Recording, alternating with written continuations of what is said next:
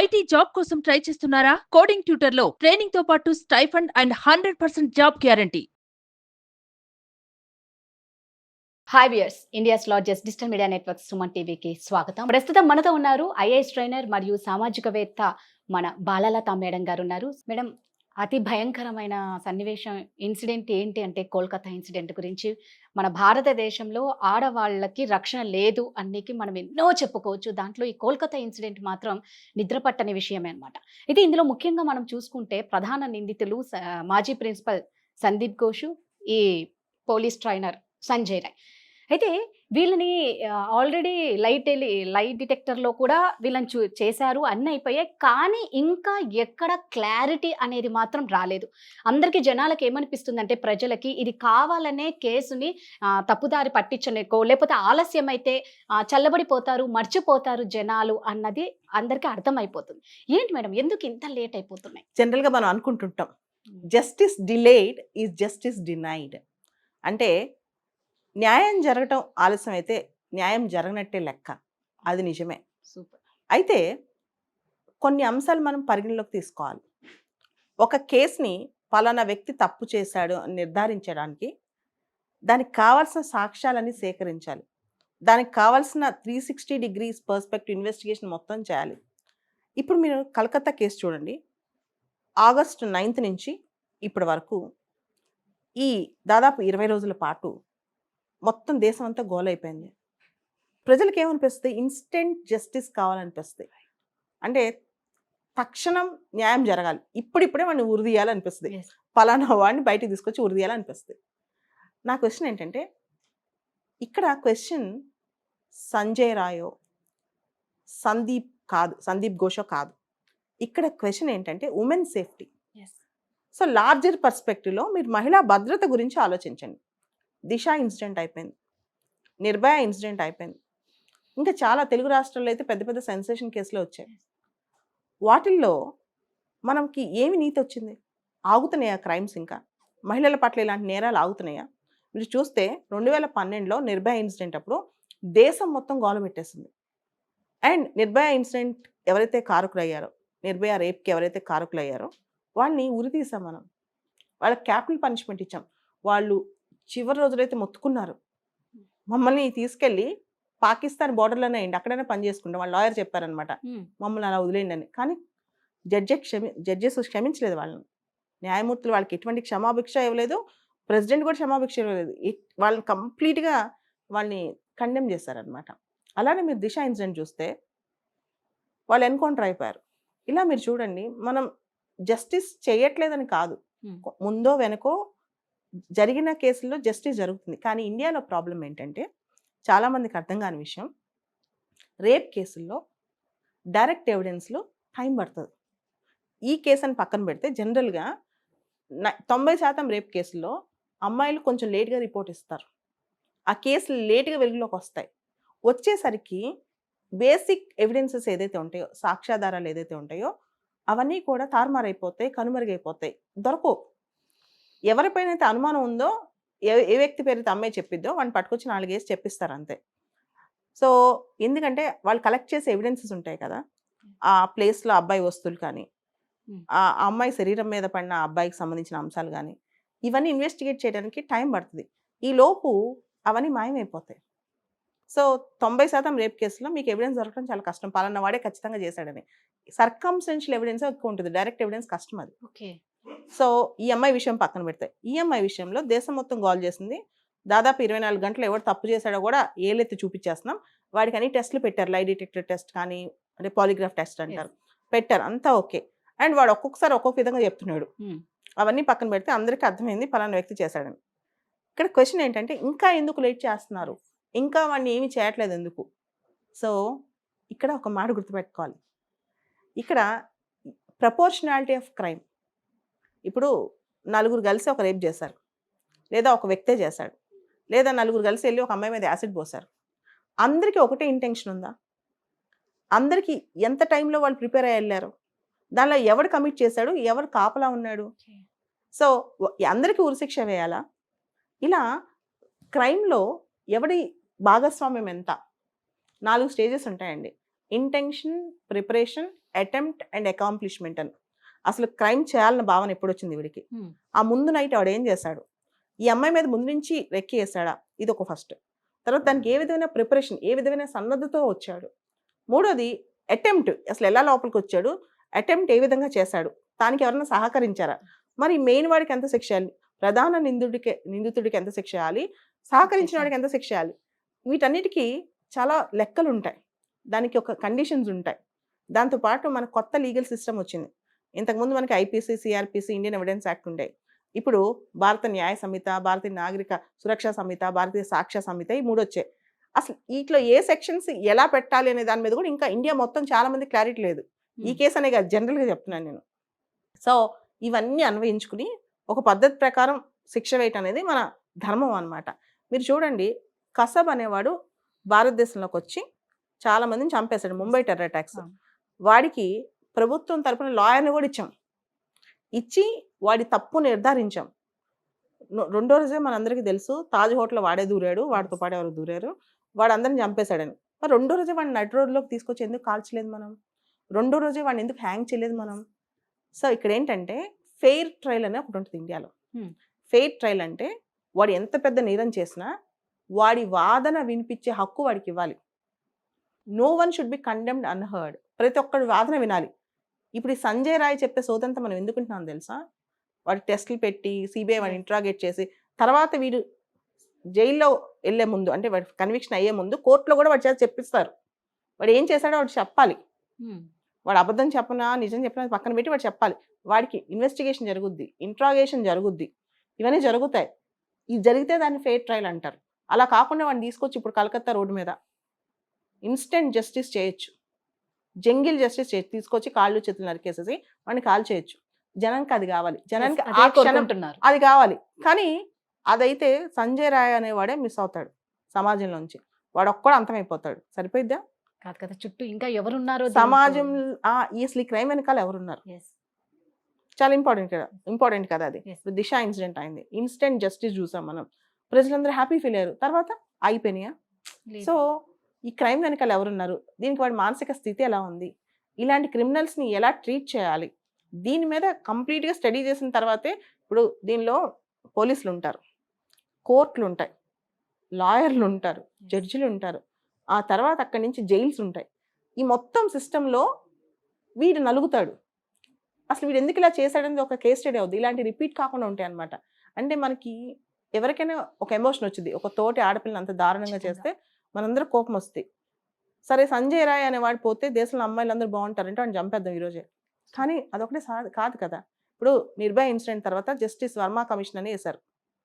వేసిన తర్వాత justice Varma commission ఏం చెప్పింది, ఒక ఇలాంటి మహిళల పైన రేప్ లాంటి జరిగినప్పుడు ఒక 25 రోజుల లోపల ఇన్వెస్టిగేషన్ పూర్తయిపోవాలని చెప్పింది. ఓకే, తర్వాత భారతదేశంలో ఇంకా డెత్ పెనాల్టీ ఉంది, ఉరిశిక్ష ఉంది. నిర్భయ ఇన్సిడెంట్లో మిగిలిన ఒక అతను సూసైడ్ చేసుకున్నాడు, ఇంకో అబ్బాయి చైల్డ్, మిగతా అందరినీ, ఇంకో అబ్బాయి జూనైల్ అనమాట 17 సంవత్సరాలు, మిగతా వాళ్ళని ఉరి తీసేశారు. ఓకే, వీడిని కూడా ఉరి తీస్తారు. దానికి టైం పడుతుంది, ప్రొసీజర్ ఉంటుంది అనమాట. ప్రొసీజర్ ఎస్టాబ్లిష్డ్ బై లా, దాని ప్రకారమే వెళ్ళాలి. ఇప్పుడు ఇన్స్టెంట్ జస్టిస్ చేసిన ఇప్పుడు చాలా మంది అంటున్నారు, అదే అతను తెలంగాణలో ఉంటే వాడు అయిపోయాడు ఈ పార్టీ, అదే అతను యోగి ఆదిత్యనాథ్ దగ్గర ఉంటే యూపీలో ఉంటే ఎలా డీల్ చేశాడు, బుల్లెట్ దిగిపోయేది ఈ పార్టీకి అని. సో అది కాదు కదా. ఒక వ్యక్తిని చంపటం, వాడు ఒక రోగి, వాడు ఒక ఎనిమల్, వాడు ఒక మానసిక రోగి, వాడి దగ్గర ఎనిమల్ ప్రవర్తన కనిపించింది. చాలా మంది వాటి లై డిటెక్టెడ్ టెస్ట్ తర్వాత కూడా అది మనిషి కాదు, వాడికి ఎనిమల్ ఇన్స్టింక్ట్స్ ఉన్నాయన్నారు.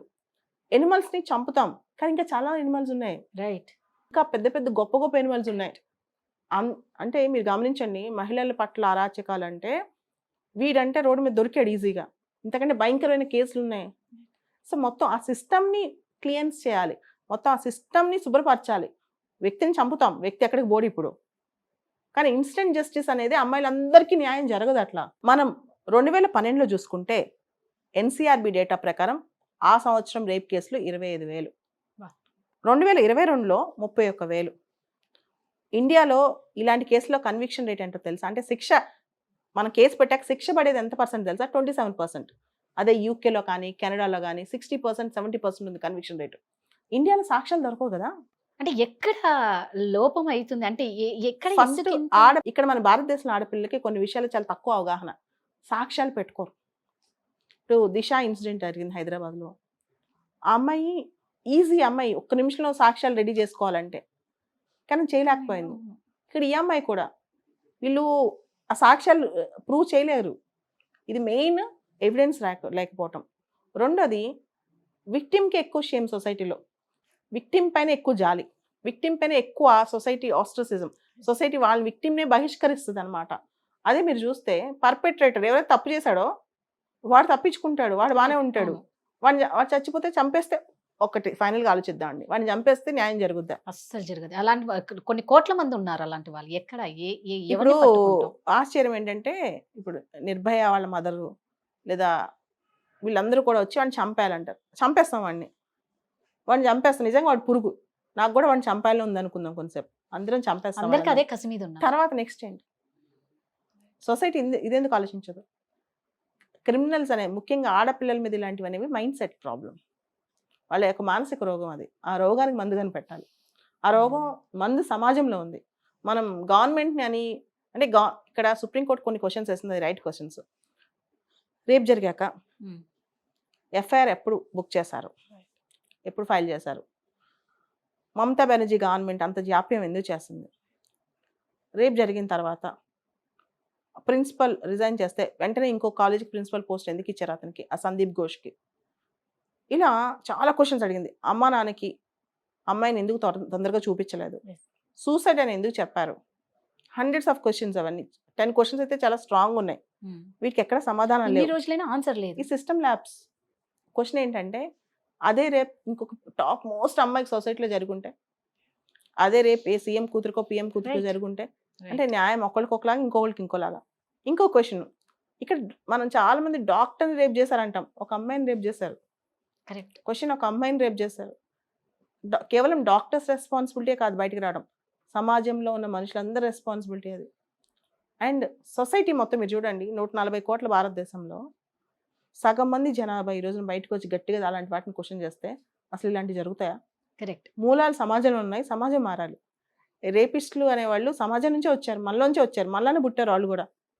వాళ్ళకున్న ఎనిమల్ ఇన్స్టింక్ట్స్ ఆగాలి.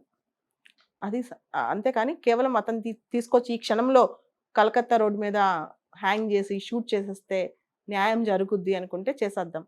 కానీ అది చేయొచ్చు, పెద్ద పని కూడా కాదు గవర్నమెంట్కి. ఎంతసేపు పని?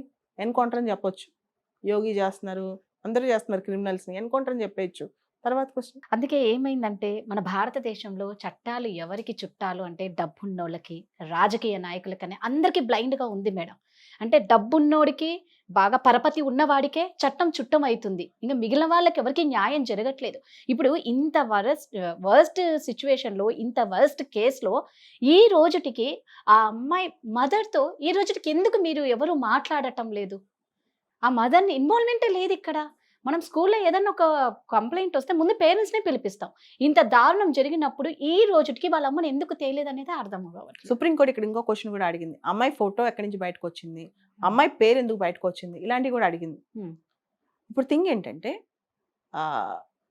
సిస్టంలో ఎవరైనా దేనికి ప్రిపేర్ అయ్యేటప్పుడు కూడా చాలా ఎంతూజియాజంతో సొసైటీని మార్చాలని ప్రిపేర్ అవుతారు. ఒకసారి సిస్టంలోకి ఎంటర్ అయిన తర్వాత కాంప్లసెన్సీ అనేది బయలుదేరుతుంది, అంటే ఉదాసీనత అనేది బయలుదేరుతుంది అనమాట. వాళ్ళ ప్రతి ఒక్కళ్ళు ఇక్కడ నేను చెప్పేది ఏంటంటే, వాళ్ళ సొంత కుటుంబంలో అది జరిగితే, మన అక్కకో చెల్లికో మన అమ్మకో జరిగితే మనం ఇలానే ఉంటామా? మనం బయటికి రామా? ఒక గొప్ప రైటర్ ఉన్నారు, హ్యానా ఆరెంట్ అని, ఆవిడ ఒక మాట అంటారనమాట, మనుషులు రోజు రోజుకి సమిష్టిని వదిలేసేసి వ్యక్తిగతంలోకి వెళ్ళిపోతున్నారని. అంటే పబ్లిక్ స్పేస్ని వదిలేసి ప్రైవేట్ స్పేస్కి వెళ్ళిపోతున్నారు. అక్కడెక్కడో జరిగింది మన ఇంట్లో అయిందా, పక్కింట్లో జరిగింది మన ఇంట్లో జరిగిందా, మన దాకా వస్తే ఆ బాధ తెలుస్తుంది. కలెక్టివ్ ప్రాబ్లం అనేది, అంటే సమాజానికి సంబంధించిన ఒక విషయం పైన స్పందించడానికి దేశం మొత్తం స్పందించదు. ఇంకొకటి, అది స్పందించిన కొంత టైమే, ఆ ఉప్పైన ఆ ఊపు అనేది కొన్ని రోజులే కొన్ని గంటలే ఉంటుంది. తర్వాత మనుషులు ఎవరి పనులు వాళ్ళు పడిపోతారనమాట. అదే ఇప్పుడు ఆ పోరాటం ఉండదు. మీరు చూడండి, ఒక పోరాటాన్ని ముందుకు తీసుకెళ్లాలంటే ఎంత కష్టం అంటే, జనమే రారు, దానిలో ఇంకెవరైనా ముందుకు తీసుకెళ్లారనుకోండి, వాళ్ళపైన రాళ్ళు వేస్తారు, వీళ్ళకి ఏం లాభం ఉంది దీనిలో అని. ఎవరైనా నిజంగా సమాజం కోసం ఒక అంశాన్ని ముందుకు తీసుకెళ్ళినా దానిపైన ఆ వ్యక్తులపైన రాళ్ళు వేస్తారు. సమాజంలో ముందు ఒక బ్రాడర్ పర్స్పెక్టివ్ రావాలి. ఆ మైండ్ సెట్ మారాలి. మన వ్యక్తిగత అంశాలకు ఇచ్చే ఇంపార్టెన్స్ పబ్లిక్ ఇష్యూస్కి ఇవ్వకపోవడం వల్లే ఈ ప్రధాన సమస్య అనమాట. గవర్నమెంట్ కన్నా, పోలీస్ కన్నా, జ్యుడిషియల్ సిస్టమ్ కన్నా, ఈ సిస్టమ్స్ అన్నిటికన్నా కూడా ప్రాబ్లం అనేది మన సొసైటీలో ఉంది. వీళ్ళు కామన్ ఇష్యూస్ పట్ల మాట్లాడలేదు, ఏది పడితే అది యాక్సెప్ట్ చేస్తున్నారు.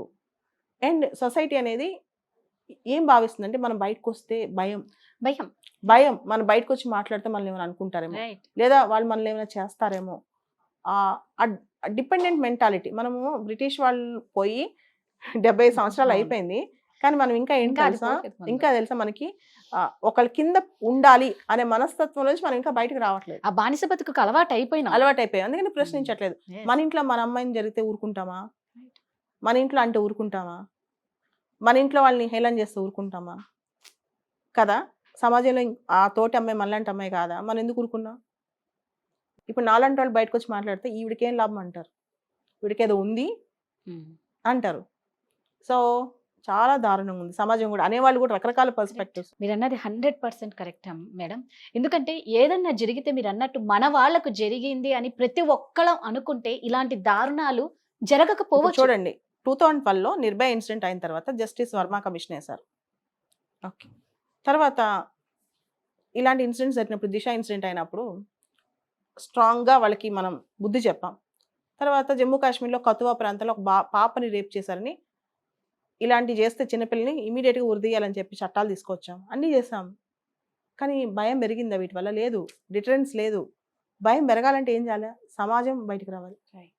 సమాజం గొంతు అవ్వాలి అమ్మాయికి. కేవలం ఆ తల్లి బిడ్డే మాత్రమే కదా, అందరి తల్లికే ఆవిడ బిడ్డే కదా, అలాంటి బిడ్డలే ఉంటారు కదా. అక్కడే ప్రాబ్లం వచ్చింది. మనం ఆ ఎంపతి తెచ్చుకోలేకపోతున్నాం సమాజంలో. అది పోయింది, మనల్ని కాదు కదా. ఈరోజు మనం హ్యాపీగా ఎంటర్టైన్ అవుతే చాలు, దానిలోకి వచ్చేసాం అనమాట. As a society we failed. సమాజంగా మనం విఫలమయ్యాం. ఈ రేప్ కేసులు, మహిళల సేఫ్టీ విషయంలో మనం అందరం విఫలమయ్యాం. కేవలం గవర్నమెంట్ కాదు, కేవలం మమతా బెనర్జీ కాదు. అందరు స్వార్థంతో ఉండడం వల్ల ఇలాంటివి జరుగుతూ ఉన్నాయి. మన అనుకుని ముందుకు రావాలి. సూపర్ మేడం, మీ వాల్యుబుల్ టైం మాకు కేటాయించినందుకు థ్యాంక్ యూ సో మచ్. నమస్తే. సో ఫైనల్ గా అందరం ఆ అమ్మాయికి ఆత్మశాంతి చేకూరాలి అంటే ఆ బాధితురాలి కుటుంబానికి ఎంతటి బడా బాబులు ఉన్నా సరే శిక్ష ఖచ్చితంగా పడాలని మనస్ఫూర్తిగా కోరుకుంటాం. Thank you madam. Thank you.